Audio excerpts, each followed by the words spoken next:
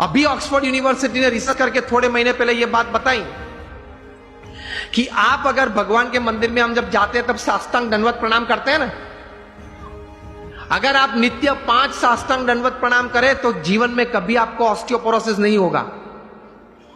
It is proved, scientifically proved, experimentally and clinically proved. ऐसी 1000 बातें मेरे पास है कि हमारे महान ऋषियों ने हमारे सत्य शास्त्र में जो बात लिखी है, it is absolutely scientifically true.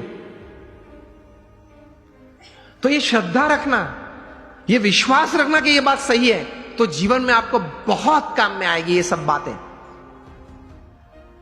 तो कभी फंडामेंटल्स को प्रश्न मत पूछना, भगवान कहां है, किसने देखे। सी ये वर्ल्डली बातें हैं, is first seeing and then believing. जो दुनियावी बात है उसमें सिद्धांत क्या है? First seeing and then believing. भगवान की बातों में है first believe and then see. बात ही अलग है, तरीका ही अलग है। तो दुनियावी बात का तरीका आप वहां कैसे जुड़ पाओगे? तो फंडामेंटल्स को कभी प्रश्न मत पूछना। एक बार एक IIM में ऐसे ही बात कर रहा था, क्वेश्चनर हुआ, तो क्वेश्चनर में किसी ने प्रश्न पूछा कि स्वामी आप बात कर रहे हैं भगवान की, लेकिन मैंने भगवान नहीं देखे, और पहले मुझे आप ये बताइए कि ये ग्रंथ किसने लिखा, कब लिखा, श्रीमद् भागवत कब लिखा, किसने लिखा, कैसे लिखा, क्या प्रसंग था, ये बातें कैसे सही थी। मैंने बोला आप मुझसे उत्तर चाहते हैं? तो उन्होंने बोला हाँ। मैंने बोला उत्तर के पहले मैं आपको एक प्रश्न पूछना चाहता हूं। आप क्रिकेट खेले हो? आप में से किसी को पता है कि ये 3 स्टंप किसने नक्की किए? मैं भी क्रिकेट खेला हूं। हमने किसी ने ग्राउंड पे जाके प्रश्न नहीं पूछा। आप सब बुद्धिशाली हो, इंटेलिजेंट हो, पढ़े लिखे हो, लेकिन एक भी व्यक्ति मेरे सामने अभी उंगली ऊंची करके बताए कि मैंने एक बार क्रिकेट के ग्राउंड पे जाके अंपायर को या मेरे कैप्टन को या अपोजिशन टीम को पूछा था कि ये 3 स्टंप तैर किसने किए, उसको नक्की करने की अथॉरिटी किसने दी, उसने 3 नक्की किए तो वो एक्सेप्टेंस करने वाली कमिटी कौन थी, उसका नाम आप मुझे दे, उसके बाद मैं क्रिकेट खेलूंगा।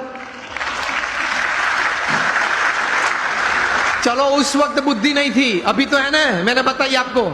अभी कल जाकर पूछना। आप मैच चालू होने से पहले आप ओपनिंग बैट्समैन के रूप में बैट लेके अंदर गए और पूछो पहले मुझे ये 3 स्टंप का इतिहास बताएं, ये 22 यार्ड की पीछे उसका इतिहास बताएं, ये बाउंड्री लाइन का इतिहास बताएं, फिर अगर मुझे उसमें कॉन्फिडेंस आया तो ही मैं क्रिकेट खेलूंगा।